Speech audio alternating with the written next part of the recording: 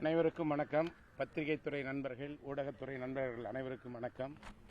கடந்த ஒரு வார காலமாக அனைத்து இந்திய அண்ணா திராவிட முன்னேற்ற கழகத்திலே நடைபெற்றுக் கொண்டிருக்கின்ற நிகழ்வுகளை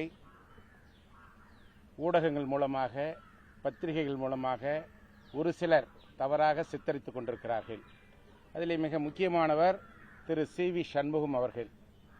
அனைத்து இந்திய அண்ணா திராவிட முன்னேற்ற கழகத்தில் மாண்புமிகு இதய தெய்வம் புரட்சி தலைவி அம்மா அவர்களால் அடையாளம் காட்டப்பட்டவர். அடையாளம் காட்டப்பட்ட அவர் அனைத்து இந்திய அண்ணா திராவிட முன்னேற்ற கழகத்தில் அம்மா அவர்களால் பொறுப்புகளிலே இருந்து விடுவிக்கப்பட்டவர். மாவட்ட கழக செயலாளர் பொறுப்பிலே இருந்து விடுவிக்கப்பட்டவர். அதன் பிறகு மாண்புமிகு அண்ணன் எடப்பாடியார் அவர்கள் இந்த இயக்கத்தினுடைய பொதுச் செயலாளராக பொறுப்பேற்ற பின்பு இழந்த மாவட்ட செயலாளர் பதவியை சி.வி. சண்முகம் அவர்களுக்கு மீண்டும் வழங்கியவர் மாண்புமிகு அண்ணன் பொதுச் செயலாளர் எடப்பாடியார் அவர்கள். மீண்டும் அவருக்கு மாண்புமிகு அம்மா அவர்களால் வழங்கப்பட்ட சட்டத்துறை, சிறைச்சாலைத்துறை அமைச்சராக பணியாற்றி கொண்டிருந்தார். கூடுதலாக அவருக்கு கனிம வளத்துறையை தந்தது மாண்புமிகு அண்ணன் எடப்பாடியார் தான் என்பதை யாரும் மறந்துவிடக்கூடாது. மரியாதைக்குரிய கழகத்துடைய பொதுச் செயலாளர் அண்ணன் எடப்பாடியார் அவர்கள் கழகத்தினுடைய பொதுக்குழு உறுப்பினர்களால் 2665 பொதுக்குழு உறுப்பினர்களால், மாவட்ட கழகத்துடைய செயலாளர்களால், ஒன்றிய கழகத்துடைய செயலாளர்களால், நகர்கழகத்துடைய செயலாளர்களால் ஒட்டுமொத்தமாக பொதுச் செயலாளராக தேர்ந்தெடுக்கப்பட்டவர்.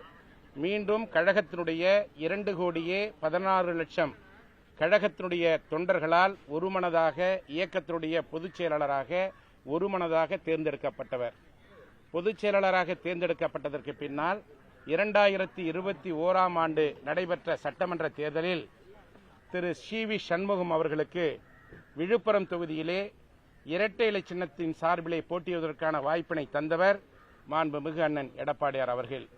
அதேபோல விழுப்புரம் மாவட்டத்தில் இருக்கின்ற 6 சட்டமன்ற தொகுதிகளுக்கும் அவரால் பரிந்துரை செய்யப்பட்ட வேட்பாளர்களுக்குத்தான் மாண்புமிகு கழகத்துடைய பொதுச் செயலாளர் அண்ணன் எடப்பாடியார் அவர்கள் தேர்தலிலே போட்டியிடுவதற்கான வாய்ப்பினை தந்தார்கள். அந்த தேர்தலில் சி.வி. சண்முகம் உட்பட கழகத்தின் சார்பிலே போட்டியிட்டவர்கள் வெற்றி வாய்ப்பினை இழந்தார்கள். 2021ஆம் ஆண்டு தேர்தலிலே வெற்றி வாய்ப்பை இழந்த பின் நாடாளுமன்ற மேலவைக்கான தேர்தல் அப்பொழுது வந்தது. 30/6/2022 மீண்டும் நாடாளுமன்ற மேலவையிலே போட்டியிடுவதற்கான வாய்ப்பினை பொதுச் செயலாளர் என்ற முறையிலே சட்டமன்ற தேர்தலிலே தோல்வியுற்ற திரு சி.வி. சண்முகம் அவர்கள் மீண்டும் வாய்ப்பினை கேட்டார்கள். அதுவும் வற்புறுத்தி கேட்டார்கள். நான் நாடாளுமன்ற மேலவை உறுப்பினராக பணியாற்றுவதற்கான வாய்ப்பினை தாருங்கள் என்று பொதுச் செயலாளர் என்ற முறையிலே அண்ணன் எடப்பாடியாரிடத்திலே அந்த வாய்ப்பினை கேட்டார்கள். அண்ணன் எடப்பாடியார் அவர்கள் பெருந்தன்மையாக 30/6/2022 நாடாளுமன்ற மேலவை உறுப்பினராக அவருக்கு பணியாற்ற வாய்ப்பினை தந்தார்கள். அந்த வாய்ப்பினையும் அவர் பெற்றுக் கொண்டார்கள். அந்த பதவி சுகத்தையும் அவர் அனுபவித்தார்கள். மீண்டும் 2026இல் சட்டமன்ற தேர்தல் வந்தபொழுது விழுப்புரம் மாவட்டத்தில் இருக்கின்ற 6 சட்டமன்ற தொகுதிகளில் ஏற்கனவே அண்ணன் எடப்பாடியார் அவர்கள் அவருக்கு விழுப்புரம் சட்டமன்ற தொகுதியிலே வாய்ப்பு தந்தார், தோல்வியை தழுவினார். 2026இலே நடைபெற்ற சட்டமன்ற தேர்தலில் மயிலம் சட்டமன்ற தொகுதியிலே தொகுதி மாறி நிற்பதற்கு ஒரு வாய்ப்பினை கேட்டார்கள். அந்த வாய்ப்பையும் அண்ணன் எடப்பாடியார் அவர்கள் பெருந்தன்மையோடு அவருக்கு தந்தார்கள். அந்த தேர்தலில் அவரால் பரிந்துரை செய்யப்பட்ட விழுப்புரம் சட்டமன்ற வேட்பாளர், வானூர் சட்டமன்ற வேட்பாளர், திண்டிவனம் சட்டமன்ற வேட்பாளர் தோல்வியை தழுவினார்கள். இவர் மட்டுமே மயிலம் சட்டமன்ற தொகுதியிலே வெற்றி பெறுகிறார். இந்த மாவட்டத்திலே அனைத்து இந்திய அண்ணா திராவிட முன்னேற்ற கழகம் தோல்வியுறுவதற்கு இவர்தான் காரணம் என்பதை நாங்கள் தெளிவாக சொல்லுகிறோம். அனைத்து இந்திய அண்ணா திராவிட முன்னேற்ற கழகத்தினுடைய வளர்ச்சிக்காக எந்தவிதமான பணிகளையும் மேற்கொள்ளவில்லை. தன்னுடைய சுயநலத்திற்காக, சுய லாபத்திற்காக இன்றைக்கு யாரை எதிர்த்து நாம் தேர்தலிலே போட்டியிட்டோமோ அவர்களோடு இணைந்து அமைச்சர் பதவி என்ற சுகத்திற்காக இன்றைக்கு இந்த இயக்கத்தை அழித்துக் கொண்டிருக்கிறார் என்பதை நாங்கள் சுட்டிக்காட்ட கடமைப்பட்டிருக்கிறோம். அனைத்து இந்திய அண்ணா திராவிட முன்னேற்ற கழகம் என்பது நேற்று பெய்த மழையில் இன்று முளைத்த காளான் அல்ல. இது புரட்சி தலைவர் எம்ஜிஆர் அவர்களால் உருவாக்கப்பட்ட இயக்கம். புரட்சி தலைவி அம்மா அவர்களால் எஃகு கோட்டையாக மாற்றப்பட்ட இயக்கம். இந்த இருவரும் தலைவர்களுடைய மறைவிற்கு பின்னால் அண்ணன் எடப்பாடியார் அவர்கள் இந்த இயக்கத்தினுடைய பொதுச் செயலாளராக ஏற்று மிக சிறப்பான முறையிலே கழகத்தினுடைய வளர்ச்சிக்காக, கழக தொண்டர்களுடைய பாதுகாப்பிற்காக சிறப்பான முறையிலே செயல்பட்டு கொண்டிருக்கிறார். 2017ஆம் ஆண்டு முதல் 4.5 ஆண்டு காலம் தமிழகத்திலே நல்லாட்சியை தந்தவர்கள். 2021ஆம் ஆண்டு நடைபெற்ற சட்டமன்ற தேர்தலிலே கூட 75 இடங்களிலே அனைத்து இந்திய அண்ணா திராவிட முன்னேற்ற கழகத்தின் தலைமையிலே அமைந்த கூட்டணிதான் தமிழகத்திலே வெற்றி பெற்றது. இன்றைக்கு 2026 நடைபெற்ற சட்டமன்ற தேர்தலிலே கூட அண்ணன் எடப்பாடியார் தலைமையிலே அமைந்த தேசிய ஜனநாயக கூட்டணியின் சார்பில் 53 இடங்களில் அனைத்து இந்திய அண்ணா திராவிட முன்னேற்ற கழகம் வெற்றி பெற்றிருக்கிறது. ஏறக்குறைய தமிழகத்திலே 1,35,00,000 வாக்குகளை பெற்ற கூட்டணிதான் அனைத்து இந்திய அண்ணா திராவிட முன்னேற்ற கழகத்தின் தலைமையிலே அமைந்த கூட்டணி. இப்படிப்பட்ட இயக்கத்தை, இந்த இயக்கத்திற்காக உண்மையாக பாடுபட்டு கொண்டிருக்கிற கழகத்துடைய பொதுச் செயலாளர் அண்ணன் எடப்பாடியார் அவர்களை திரு சி.வி. சண்முகம் அவர்கள் தன் மீது ஏற்பட்ட தவறுகளை மறைப்பதற்காக இன்றைக்கு பொதுச் செயலாளர் மீது தவறான முறையில் பொய்களை கூறி குற்றச்சாட்டுகளை பதிவு செய்து கொண்டிருக்கிறார். தயவு செய்து அவர் கூறுகின்ற குற்றச்சாட்டுகளை இதோடு நிறுத்திக் கொள்ள வேண்டும் என்பதை இந்த நேரத்திலே தெரிவித்துக் கொள்கிறேன். மற்றும் திரு வேலுமணி, எஸ்பி வேலுமணி அவர்கள் அண்ணன் எடப்பாடியார் அவர்களால் கழகத்துடைய தலைமை நிலைய செயலாளர் பொறுப்பை தந்தவர் அண்ணன் எடப்பாடியார் அவர்கள். அவர் கோவை மாவட்டத்துடைய செயலாளராக செயல்பட்டு கொண்டிருந்தார். அவருடைய மாவட்டத்தில் இருக்கின்ற 10 தொகுதிகளுக்கும் அவர்தான் பரிந்துரை செய்கிறார் வேட்பாளர்களை. அவர் செய்கின்ற அனைத்து இந்திய அண்ணா திராவிட முன்னேற்ற கழகத்தின் சார்பிலே போட்டியிடுகின்ற வேட்பாளர்களை பரிந்துரை செய்த திரு எஸ்பி வேலுமணி அவர்கள் செய்த வேட்பாளர்களை அண்ணன் எடப்பாடியார் அவர்கள் வேட்பாளராக தலைமை கழகத்தின் சார்பிலே அறிவிக்கிறார். அவர்களுக்கு இரட்டை இலை சின்னத்திலே போட்டியிடுவதற்கான ஏ ஃபார்ம், பி ஃபார்ம் படிவத்திலே கையெழுத்திட்டு அந்த வாய்ப்பினை அவர்களுக்கு தருகிறார். இன்றைக்கு அவரும் திரு சி.வி. சண்முகம் அவர்களோடு இணைந்து தவறான குற்றச்சாட்டுகளை பதிவு செய்து கொண்டிருக்கிறார். 3 மாவட்டங்கள் அவருடைய பொறுப்பிலே விடப்படுகிறது. திருப்பூர் மாவட்டம், ஊட்டி, நீலகிரி மாவட்டம், கோவை மாவட்டம். இந்த 21 சட்டமன்ற தொகுதிகளில் 3 சட்டமன்ற தொகுதிகளில் மட்டுமே அனைத்து இந்திய அண்ணா திராவிட முன்னேற்ற கழகம் வெல்கிறது. இவருடைய மாவட்டத்திலே, கோவை மாவட்டத்திலே ஒரே ஒரு சட்டமன்ற தொகுதியில், அதுவும் தொண்டாமுத்தூர் சட்டமன்ற தொகுதியில் குறைந்த வாக்குகள் வித்தியாசத்திலே அவர் வெற்றி வாய்ப்பை பெறுகிறார். அவர்கள் மீது ஏற்பட்டிருக்கிற குற்றங்களை, குறைகளை நிவர்த்தி செய்வதற்கு பதிலாக தங்கள் மீது சுமத்தப்பட்ட குறைகளை இன்றைக்கு பொதுச் செயலாளர் மீது இன்றைக்கு தவறுதலாக சுட்டி காட்டிக் கொண்டிருக்கிறார்கள். அந்த கூறப்பட்ட குற்றச்சாட்டுகள் அனைத்தும் பொய் என்பதை இந்த நேரத்தில் தெரிவித்துக் கொள்கிறேன். உண்மைக்கு புறம்பாக இன்றைக்கு தெரிவித்துக் கொண்டிருக்கிறார். அதேபோல திரு டாக்டர் விஜயபாஸ்கர் அவர்கள் இன்றைக்கு புதுக்கோட்டை மாவட்டத்திலே 6 சட்டமன்ற தொகுதிகள் இருக்கிறது. அந்த 6 சட்டமன்ற தொகுதிகளிலே கடந்த காலங்களிலே இருந்து இன்றைக்கு அண்ணன் எடப்பாடியார் அவர்கள் பொதுச் செயலாளராக இருக்கின்ற காலம் வரை அனைத்து இந்திய அண்ணா திராவிட முன்னேற்ற கழகத்தின் சார்பிலே போட்டியிடுகின்ற வேட்பாளர்களை அவர்தான் பரிந்துரை செய்து, அந்த பரிந்துரையின் அடிப்படையிலே அண்ணன் எடப்பாடியார் அவர்களுக்கு வாய்ப்பு தருகிறார். அவர்களும் அந்த தேர்தலிலே இவரை தவிர அனைவரும் தோல்வி அடைகிறார்கள். இன்றைக்கு தமிழகத்திலே அரசியல் கட்சியின் சார்பிலே போட்டியிடுகின்ற அனைத்து தலைவர்களும் வெற்றி வாய்ப்பினை இழந்திருக்கிறார்கள். குறிப்பாக அண்ணன் எடப்பாடியார் அவர்கள்தான் சேலம் மாவட்டத்திலே 7 சட்டமன்ற தொகுதிகளிலே அனைத்து இந்திய அண்ணா திராவிட முன்னேற்ற கழகத்தை வென்றெடுத்திருக்கிறார். அந்த எங்கள் கட்சியினுடைய பொதுச் செயலாளர் அண்ணன் எடப்பாடியார் அவர்கள் 98,000 வாக்குகள் வித்தியாசத்திலே வெற்றி பெறுகிறார். திமுக கட்சியுடைய தலைவர் திரு ஸ்டாலின் அவர்கள் வெற்றி வாய்ப்பினை இழக்கிறார். பிஜேபி கட்சியுடைய தலைவர் வெற்றி வாய்ப்பினை இழக்கிறார். மற்ற கட்சியுடைய தலைவர்கள் எல்லாம் வெற்றி வாய்ப்பினை இழந்தபோது கூட அனைத்து இந்திய அண்ணா திராவிட முன்னேற்ற கழகத்துடைய பொதுச் செயலாளர் அண்ணன் எடப்பாடியார் அவர்கள் அவருடைய மாவட்டத்திலே 7 சட்டமன்ற தொகுதிகளை வென்றெடுத்து எங்கள் கட்சியுடைய பொதுச் செயலாளர் அவர்கள் 98,000 வாக்குகள் வித்தியாசத்திலே வெற்றி பெறுகிறார் என்பதை இந்த நேரத்தில் நான் சுட்டிக்காட்டுகிறேன். கடந்த காலங்களிலே முன்னாள் முதலமைச்சர் திரு மு.க. ஸ்டாலின் அவர்கள் சொல்லுவார், 10 தோல்வி கண்ட பழனிசாமி என்று சொல்லுவார். இன்றைக்கு நான் அவருக்கு அறைகோலாக சொல்லுகிறேன், 10 தோல்வி கண்ட பழனிசாமி என்று சொன்ன நீங்கள் இன்றைக்கு படுதோல்வி அடைந்திருக்கின்றீர்கள். ஆனால் எங்களுடைய அண்ணன் பொதுச் செயலாளர் அவர்கள் 98,000 வாக்குகள் வித்தியாசத்திலே எடப்பாடி சட்டமன்ற தொகுதியிலே வெற்றி பெற்றிருக்கிறார் என்பதை இந்த நேரத்தில் நான் சுட்டிக்காட்ட கடமைப்பட்டிருக்கிறேன்.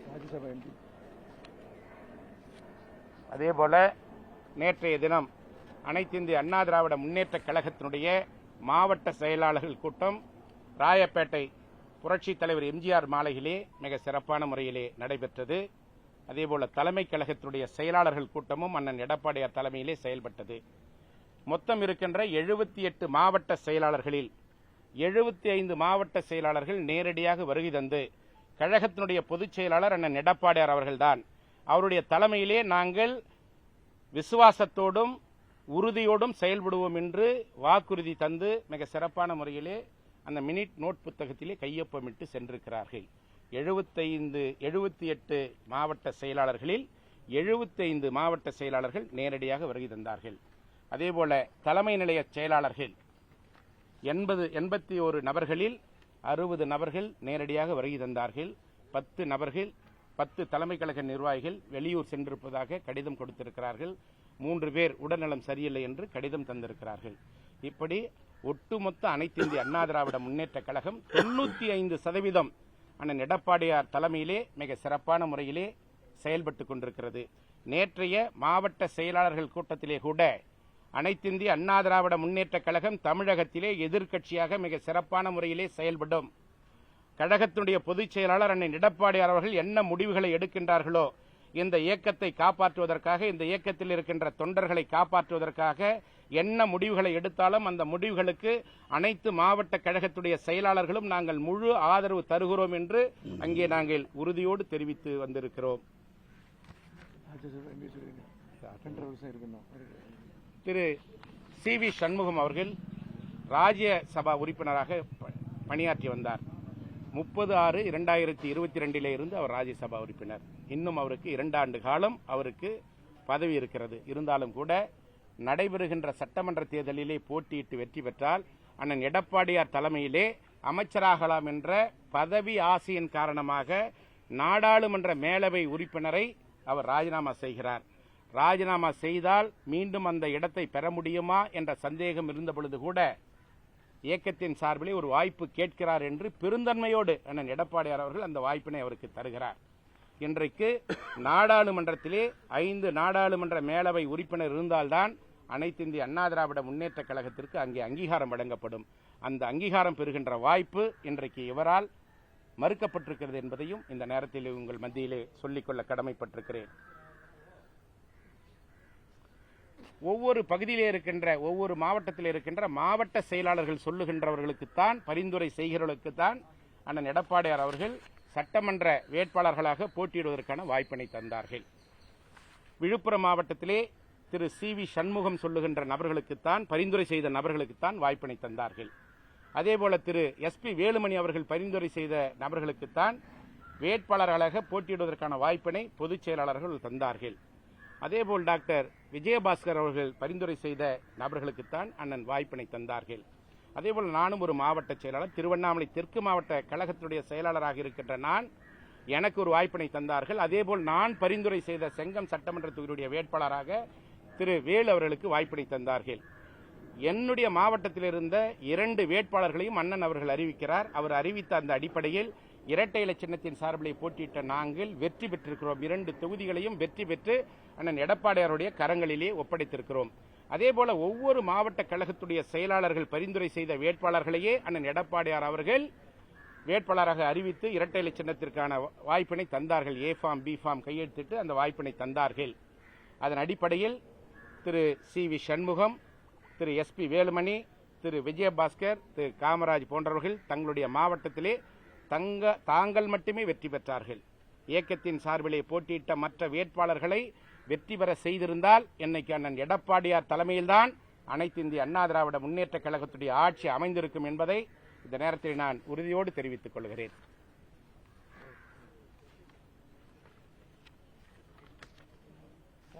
அதேபோல இன்றைய அமைச்சராக இருக்கிற திரு நிர்மல்குமார் அவர்கள் திராவிட கட்சிகளோடு எந்த விதமான கூட்டணியும் நாங்கள் வைத்துக் கொள்ள மாட்டோம் என்று சொன்னார்.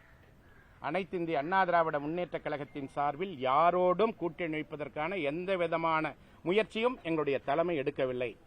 மக்கள் தந்த தீர்ப்பினை ஏற்று கழகத்தினுடைய பொதுச் செயலாளர் அண்ணன் எடப்பாடியார் அவர்கள் தமிழகத்திலே அனைத்து இந்திய அண்ணா திராவிட முன்னேற்ற கழகம் சிறந்த எதிர்க்கட்சியாக செயல்படும் என்ற முடிவினை எடுத்து அதன் அடிப்படையிலே இன்றைக்கு இயக்கம் தமிழகத்திலே எதிர்க்கட்சியாக சிறப்பான முறையிலே செயல்பட்டுக் கொண்டிருக்கிறது என்பதையும் தெரிவித்துக் கொள்கிறேன். எங்களை கட்சியிலிருந்து நீக்கினது செல்லாது, கட்சி 2ஆக பிளவுற்றிருக்கிறது. இதற்கு முன்பாக ஜெயலலிதா அவர்கள் மறைந்த பொழுது யாரெல்லாம் அந்தந்த பொறுப்புகளில் இருந்தார்களோ அந்த பொறுப்புகளில் நீட்டிக்க வேண்டும் என உயர்நீதிமன்றம், உச்சநீதிமன்றம் தீர்ப்பு வழங்கியிருந்தது. அந்த அடிப்படையில் இப்ப கட்சியில பிளவு இருக்கு, நாங்க தான் மாவட்ட செயலாளர்கள் சொல்றாரு.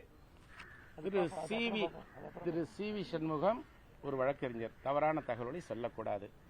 அவருக்கு யாரால் மாவட்ட செயலாளர் வாய்ப்பு வழங்கப்பட்டது? அவருக்கு யாரால் நாடாளுமன்ற மேலவை உறுப்பினராக பொறுப்பேற்பதற்கு வாய்ப்பு அளித்தார்கள்? அவருக்கு யாரால் மீண்டும் சட்டமன்ற தொகுதியிலே போட்டியிடுவதற்கான வாய்ப்பு அளிக்கப்பட்டது? மீண்டும் 2026 மயிலம் தொகுதியிலே போட்டியிடுவதற்கு யாரால் வாய்ப்பு அளிக்கப்பட்டது?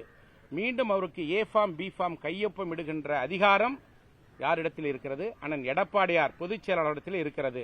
எந்த அதிகாரத்தின் அடிப்படையிலே அவர்களுக்கு பொறுப்புகளை வழங்கினாரோ அதே அதிகாரத்தின் அடிப்படையில் அவர்கள் கழகத்தினுடைய சட்ட திட்டங்களுக்கு முரணாக நடந்து கொண்டார்கள் என்ற காரணத்திற்காக பொறுப்புகளிலே இருந்து மட்டுமே தற்பொழுது விடுவிக்கப்பட்டிருக்கிறார்கள். தோல்விக்கான காரணத்தை ஆராயணும், பொதுக்குழு செயற்குழு கூட்டுங்க அப்படின்றது அவங்களுடைய பிரதான கோரிக்கையா இருக்கு. இப்பவும் அவங்க என்ன சொல்றாங்க, அவர் தான் எங்களுடைய பொதுச் செயலாளர், ஆனா பொதுக்குழுவை கூட்டுங்கன்னு சொல்றாங்க. தலைமை முடிவு செய்யும். தலைமை முடிவு செய்யும்.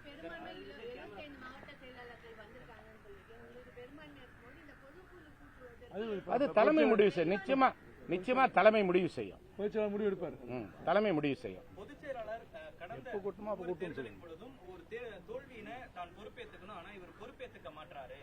அந்த தோல்வியை எங்கள் பக்கம் நேற்றைய தினம் மாவட்ட கழக செயலாளர்கள் கூட்டத்திலே மிக தெளிவாக விரிவாக ஆலோசனை செய்யப்பட்டது.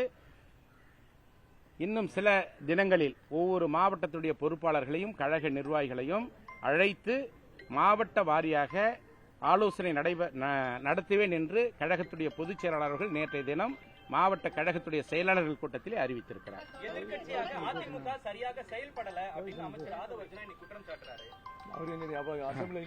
ஆதவன் அர்ஜுனா எத்தனை கட்சி மாறி வந்தவர்?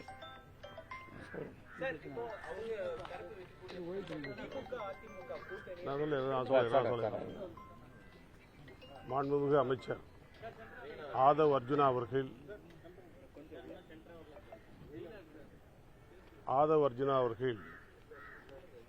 அனைத்து இந்திய அண்ணா திராவிட முன்னேற்ற கழகத்தையும் திமுகவையும் சம்பந்தப்படுத்தி அவதூறான செய்திகளை சொல்லி வருகிறார்.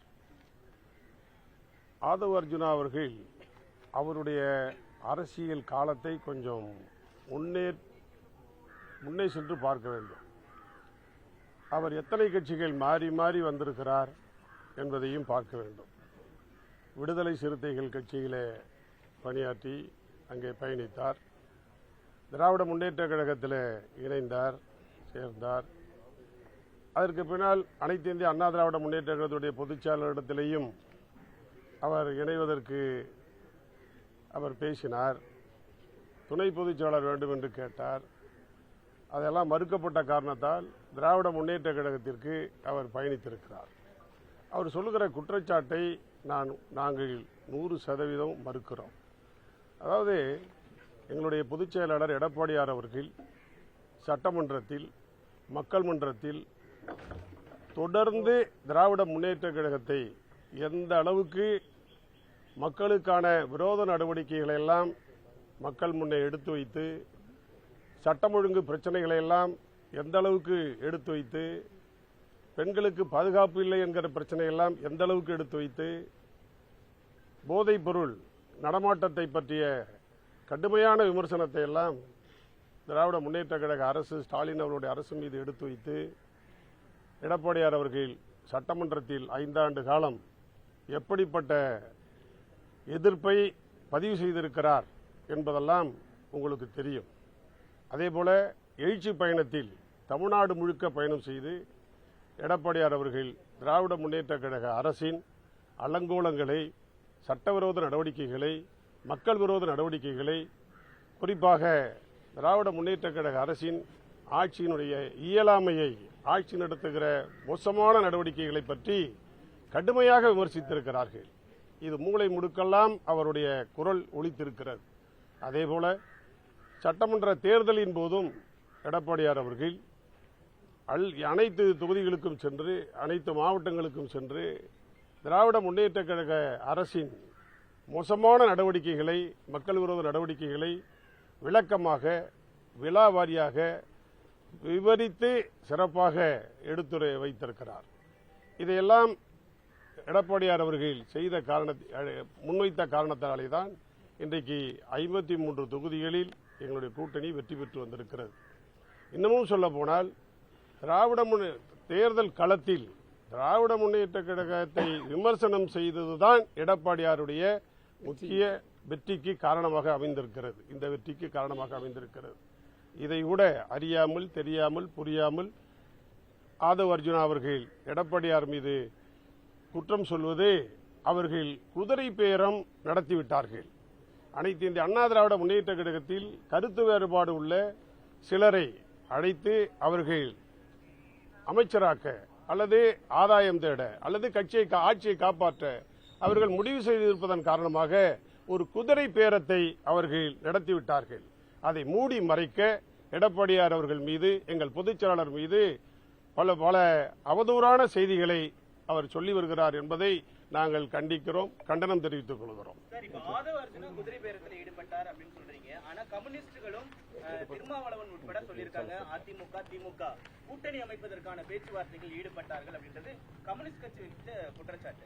பத்திரிகையில் வந்துச்சா? பேட்டி கொடுத்திருக்காரு.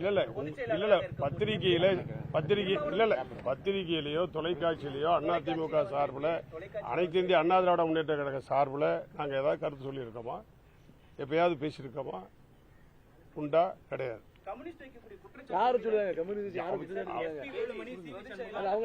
கட்சியை மீண்டும் பிரிந்து சென்றவர்களை இணைக்கணும் அப்படின்னு சொல்றது வந்து கண்கெட்ட பிறகு சூரிய நமஸ்காரம் அப்படின்றத சொல்லியிருக்காரு. இன்னொன்னு சசிகலா, டிடிவி தினகரனை எல்லாம் சேர்க்கணும்னு சொல்றாரு. உங்களுடைய நிலைப்பாடு என்ன சார்? இதெல்லாம் இப்ப நடந்து முடிஞ்ச பிரச்சனை. புதுசா ஒவ்வொருத்தரையும் ஒரு கதையை சொல்லி நேற்று தான் சொல்றேன். இது யாருக்குன்னு இவங்க தான் வேண்டாம்னு சொன்னார்கள்.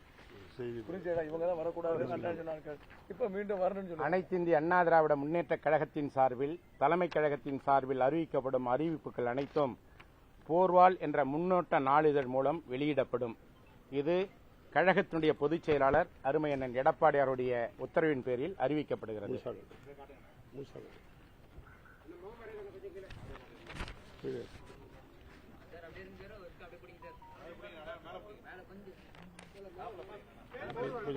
கொஞ்சம் தள்ளி வந்து காட்டு. உங்க முகம் வரையுது, தள்ளி வந்து காட்டு.